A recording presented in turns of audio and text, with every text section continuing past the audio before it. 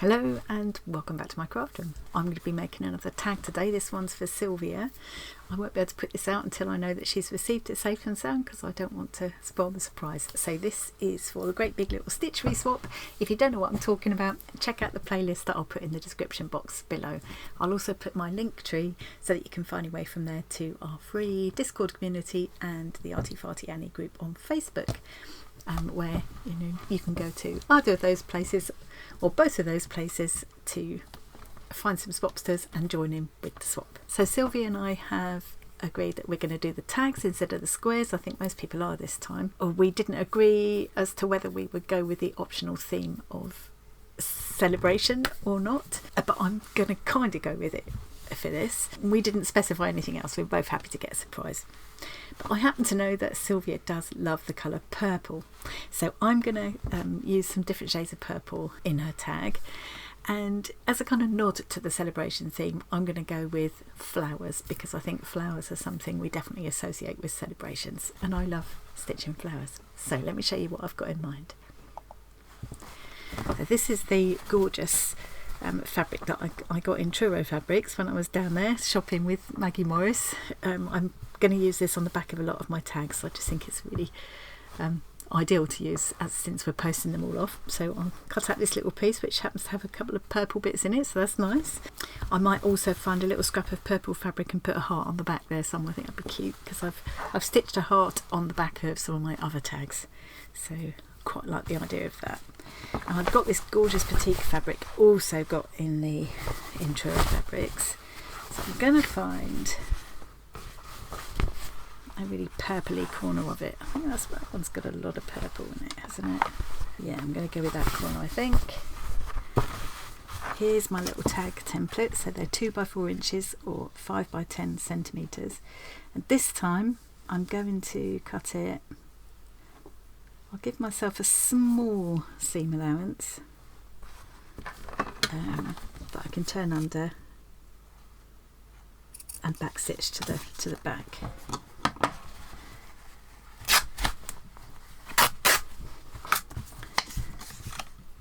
And although there are other colours in here, but that will help to set off the purple nicely.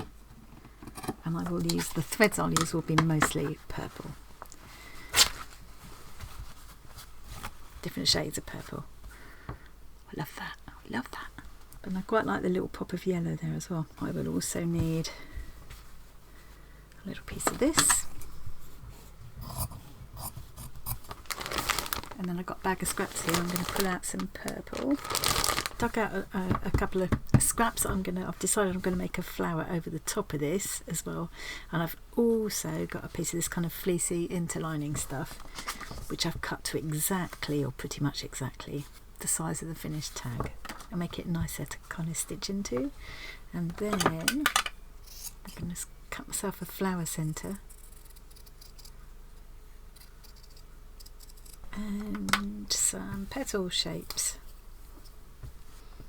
I'm using a heat erasable pen, but I think the time I've stitched into it's not going to show a lot anyway, but yeah, I like odd numbers, so I've gone for 5. I haven't made them all the same because I don't think they would be anyway.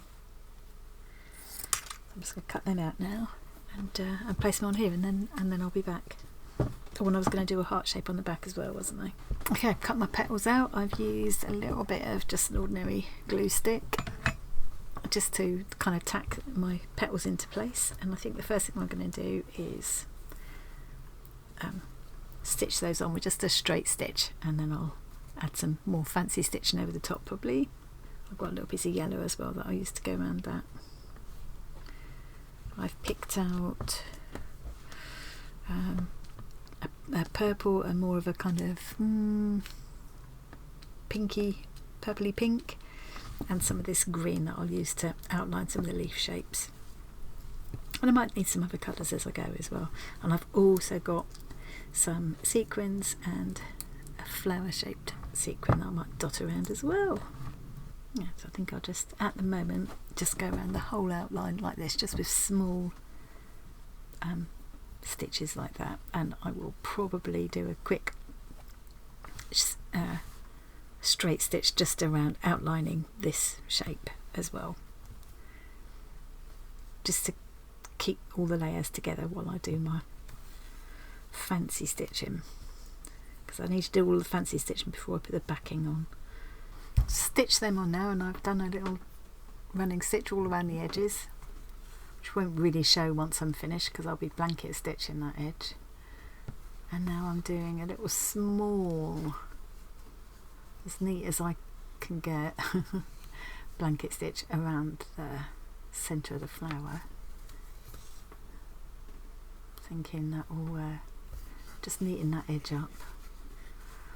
And I'm going to do some maybe seed stitches in the middle, or pistil stitches that will look a bit like stamen of a flower, maybe, not sure.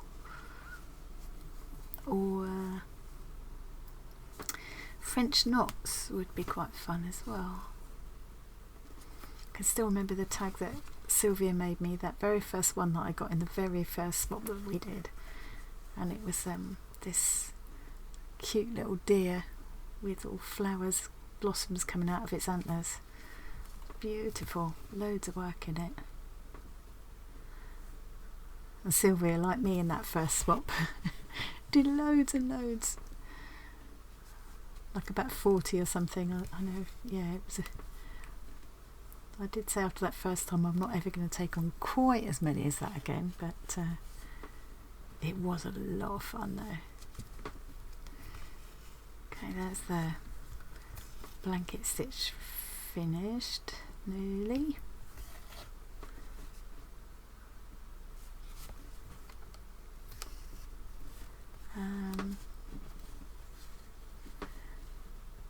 I think now let's try some French knots then.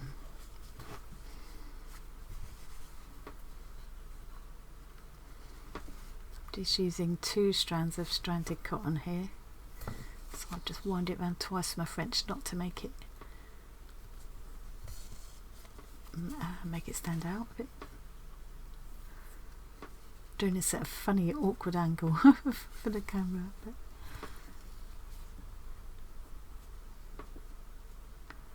yeah, so I'll just use up the rest of this yellow thread, making some French knots all over the centre of this flower, and then I'm going to start going into the petals. So I think with the petals what I'll do is a back stitch all around the edges, and then I'll whip the back stitch. So I'll come back and do a bit of that with you in a minute. I've got a little bit of thread left on this yellow thread left on my needle, so I'm going to just take that around the kind of crossbars of my blanket stitches and just whip the thread around them just to make that more of a definite line. And that will just about use up all of this yellow thread, I think. There we go. That's my centre done. Just knot this off on the back. And I might go to one strand. Once I've gone around the outlines, I might go to one strand and just do some lines coming out from the centre towards the tips of the petals. I just want to get these outlines done first. Oh, didn't put a knot in that one, did I?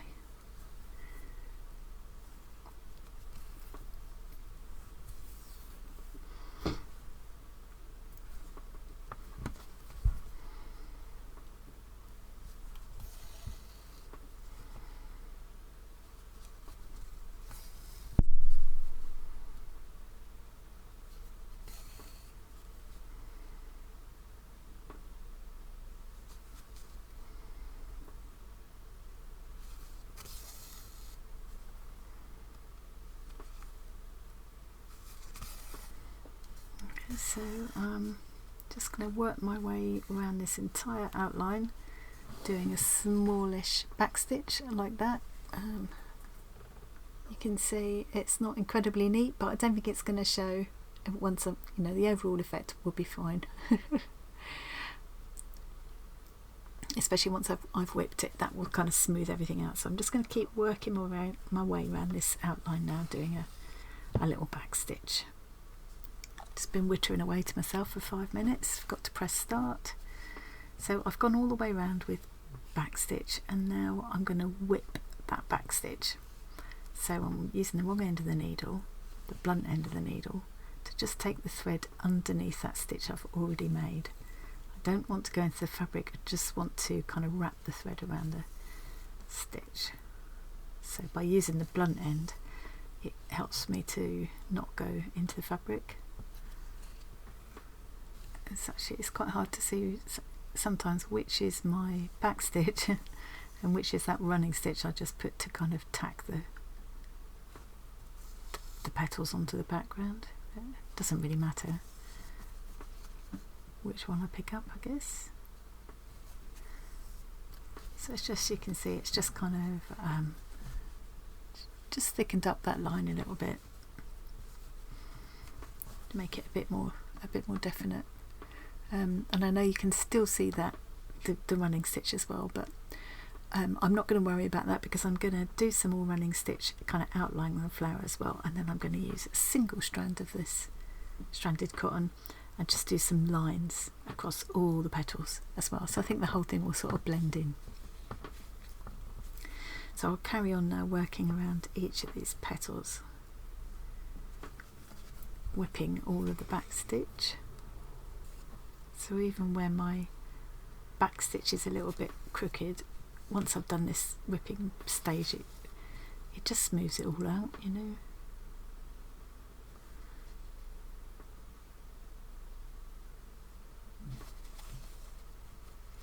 So I'm going to carry on work around all the petals like that, and then just use a single strand and start doing some straight stitches from the centre out towards the petal tip. Almost like a kind of simple thread painting, I guess. Okay, I've finished going around there. I'm just going to use up the end of the thread now, just with a very simple running stitch, following around the outline of the flower.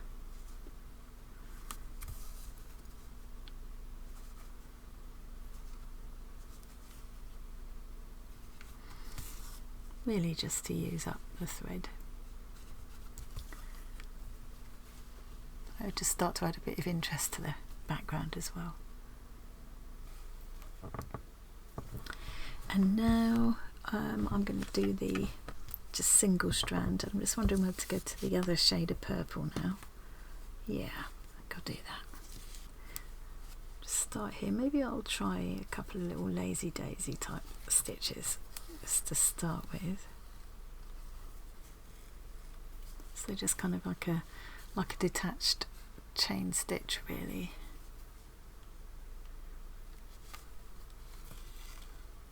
And then I could just do a longer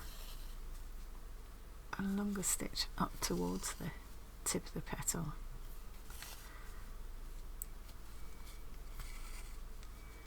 There we go, not trying to fill the whole thing in, just give an indication of that texture of the petal.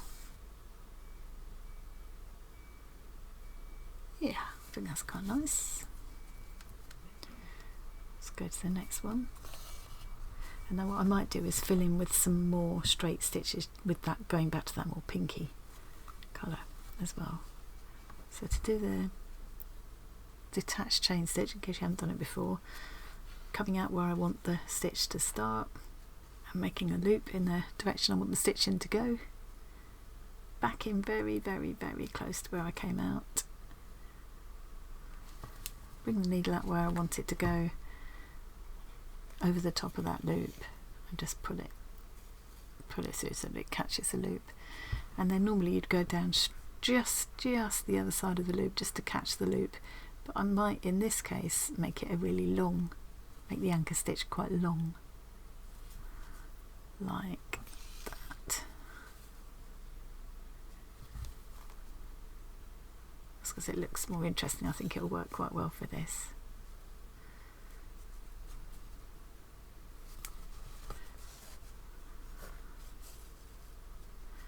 Yeah.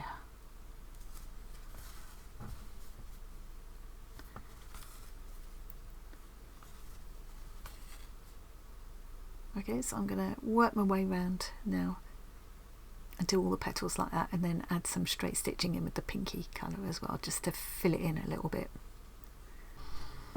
Right, I've pretty much finished with that flower, I think. Let's get it to focus. So now I've got some more of that purpley colour, and I'm going to go up where this kind of frond is here, this kind of, whatever this is here, I'm going to put, for each of these little kind of petal shapes, I'm going to do another one of those little detached chain stitches.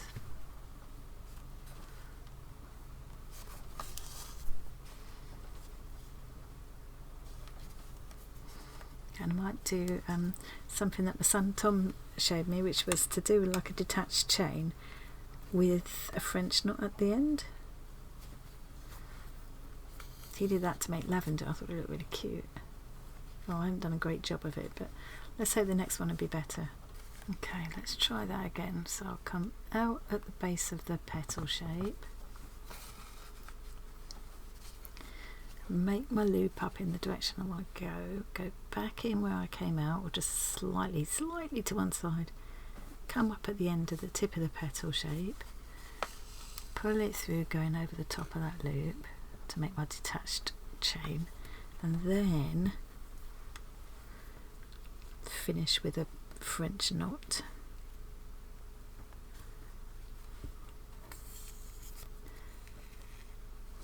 Oh, that's a better one. Yeah, so I'm going to do that all the way down, and then maybe up the middle of there I'll do a line of stem stitch or something. I finished doing that, and now I'm going to try doing a line of Y stitch to finish off this to give this a bit of foliage. So I'll start with a detached chain for the kind of top, and then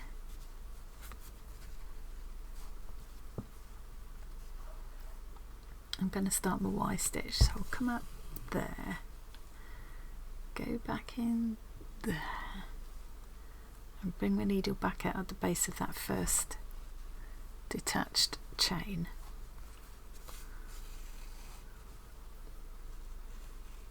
And pull it through to start making a Y stitch. Now I'm going to go in here, a bit further down.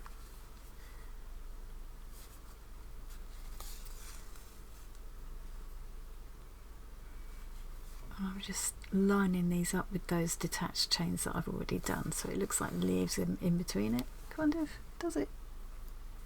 Ish.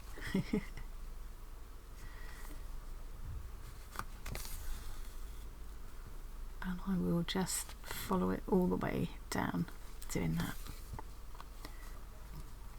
And I think I might do another line of just Y stitch in the green, perhaps in this other shade of green. Because in this background fabric there's a quite a warm yellowy green there and a more bluey green over here, so it'd be nice to bring them both in. So I might just do another line of the Y stitch in this warmer green coming down there, and I want to do lots of seed stitching in the green as well. And I'm going to do a little twin seeded thing, twin seed stitches, which was inspired by a square that somebody sent me in one of the previous swaps. Now I can't remember who it was now, but yeah, she did this normal sort of seed stitch, random little tiny straight stitches all over the background, but they were arranged in little parallel pairs, and I just thought it looked really nice. So I'm going to do that in a minute. I'm going to whip the line of stitches that goes up the centre, I'm going to whip again, and that will use up this last little bit of thread.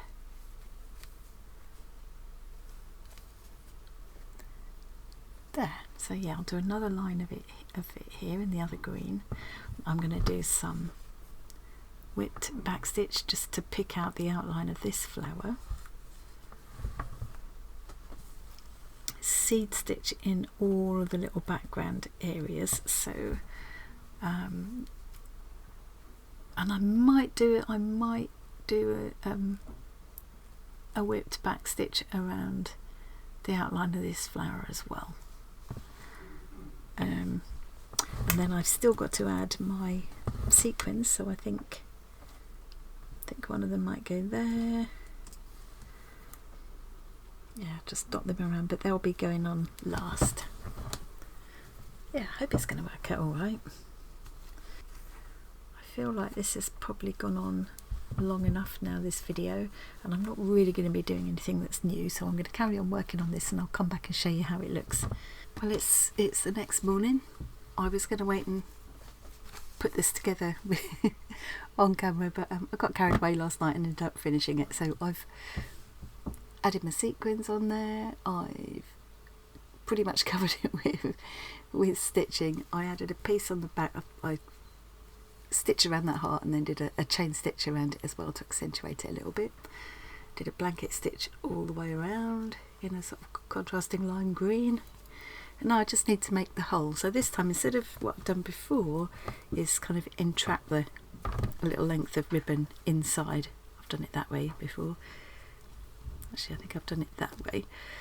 Inside between the layers as I'm stitching them together. I thought I'd do it differently this time and use my crocodile. And a couple of questions have come up in the Facebook about crocodile recently. So this is the crocodile Big Bite, which is called a Big Bite because you can get it all the way to the inside. I had this in my scrapbooking days, so sometimes you would want to set an eyelet right in the middle of a 12-inch page, and you can do that with this.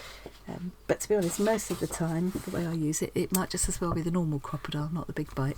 The normal one's a little bit less unwieldy as well. So yeah, so that's why I've got this big chunky beast. But someone was also having a problem with getting them to set properly, and also another person was asking what kind of eyelets use. Would they use any kind? It should use any kind, as long as it's either 1/8 of an inch or 3/16 of an inch. It hasn't gone metric, I think, because this is made in America. So you can see there you've got 1/8 or 3/16. I've got this random box of eyelets and brads here. So that when they talk about 3/8 or 3/16 or 1/8 of an inch, that's talking about what it measures across, the size of the hole. But the other thing you've got to bear in mind is the length. So that's a normal little short one that you would use on paper. But hopefully I hope I've got some bigger ones here, otherwise this isn't going to work. Here we go. So here's one which cack-handed this morning, which has a longer kind of leg on it. Can you see that? And they come even longer still. So it depends on the thickness of the material you're going through. So if I was just setting this into paper, that would be what I'd be looking for. But because this is thicker with all this fabric, I'm looking for a longer one. So that's another longer length one. So it might be that this is the best colour I've got to go through this fabric, and it's got to be a bigger one for me to be able to get the ribbon through. Got any long purple ones? See, if I tried to set this purple one into the fabric, you can see it's not going to be able to go, it's not going to be thick enough to go through, because this part then all kind of opens out, splays out to clamp it into place, and there isn't going to be enough length there to do that. I'm hoping this one here will do the job, and this is a 1/8 size hole, so I mustn't lose that because I don't need to have too many of them knocking around. First step is to actually make the hole, and you can see the thing that comes down to make the hole is there.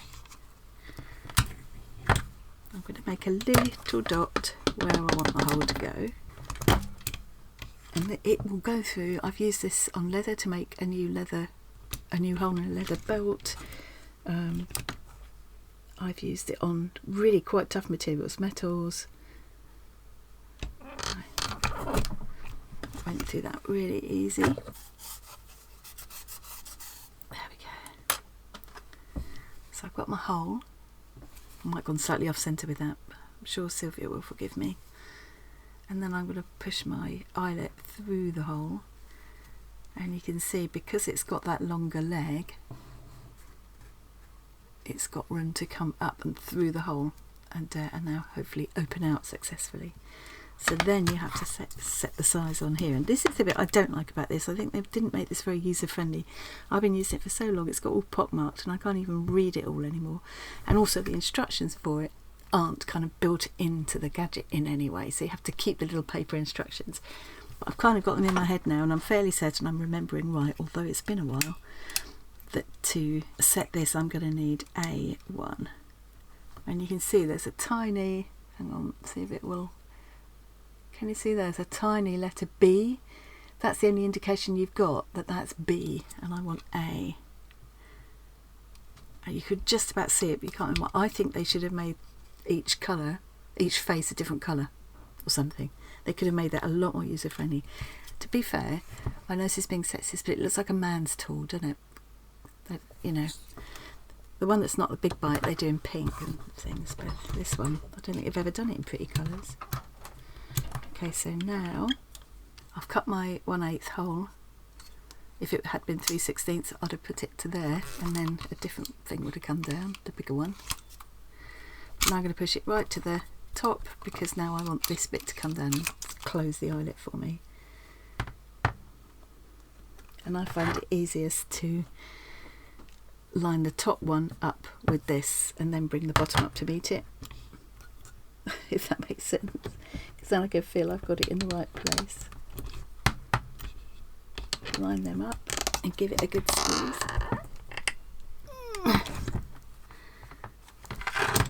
Oh, and it's all gone horribly wrong, and I'm not sure why. Okay, I've looked up the instructions again, and I think I was doing it all correctly, but I think I chose the wrong size, because this little eyelet that I was using, now I've measured it, wasn't 1/8, it was 3/16. If you can see there, there's a 3/16 one, there's a 1/8 one. So I'm hoping that's the only reason it went wrong. I have tried really hard to get this eyelet out and it won't come out. So it's not going to go anywhere, and I think once I've got a piece of ribbon in it, it's not really going to show. So I'm going to have to leave it like that. I might even try just doing a bit of stitching around it to tidy it up a little bit. But I just wanted to try to show you how you should do it. It's just been such a long time since I used this. So this is a 1/8 hole. Punch the 1/8 hole through these several thicknesses of this fabric. Lesson learned, if I haven't done this for a while, it's worth doing a practice one before I put it on my actual piece. So here's another one. I'm going to save that purple one, so I haven't got many of the purples. Practice with this one. Push that through. I did everything else correctly, it's just that I set the wrong thing here. So for a 1/8, which is what this actually is, it should be C on the top and 3 on the bottom. So I've done that now, and hoping this will work perfectly for me, please. Let's push that up to there. Line this up.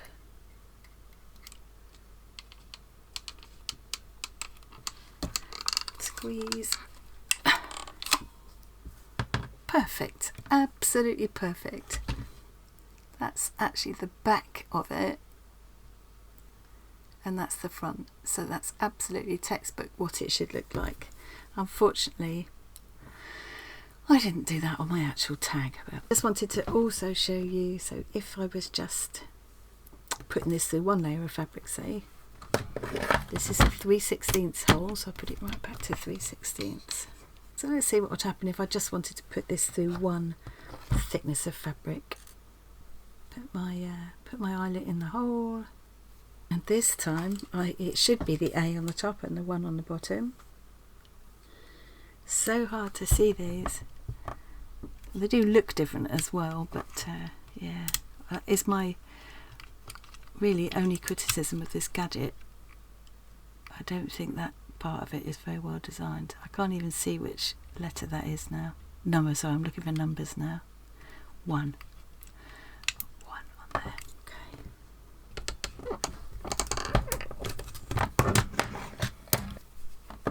Let's cut these other bits out of the way.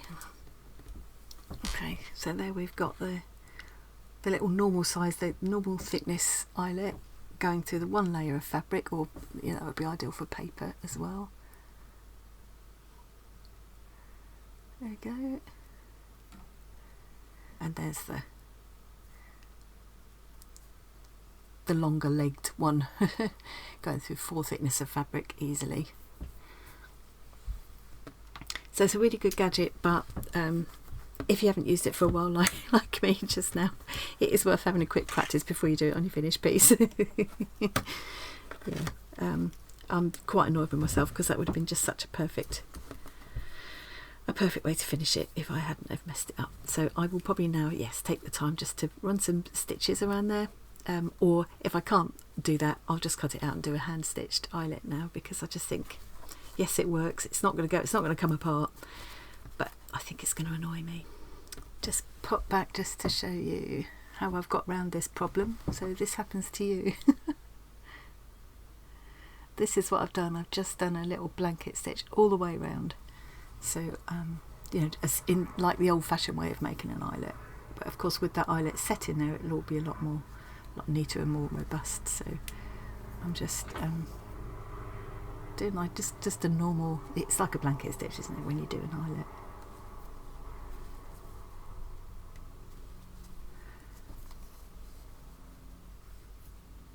That's the end. I can cut that off in a moment.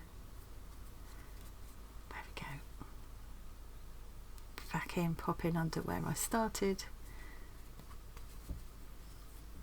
We just do a tiny stitch here to anchor it. But it's not really holding anything, it's just decorative, but you know. And I don't think I will now be able to get the ribbon through there, but I'm going to use some of this black and white cord that I've got here, which I think will look really pretty anyway. So there we go. When these things go wrong, I do like to show them, because sometimes it's just handy to know how to get around them.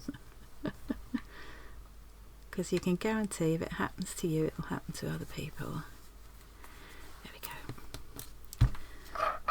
A big takeaway from that is, if you haven't done it for a while, or you haven't used this gadget at all before, have a practice on a scrap piece first. But yeah, I think that looks absolutely fine now. You can't even see that it was wonky. Hopefully Sylvia might even think I did it on purpose, except she'll probably watch this video. So yeah, it will now have the black and white cord through, and I think that'll look pretty. Thank you very much for joining me today. Hope you enjoyed that, including the cock-up. I'll see you again really soon, probably with another one. I've got so many things going on at the moment, lots of things to look forward to. You have to excuse, I've just jumped out the shower, so I have to excuse the spaghetti hair. Yeah, thanks very much for joining me today, and I'll see you again really soon. On to the next thing.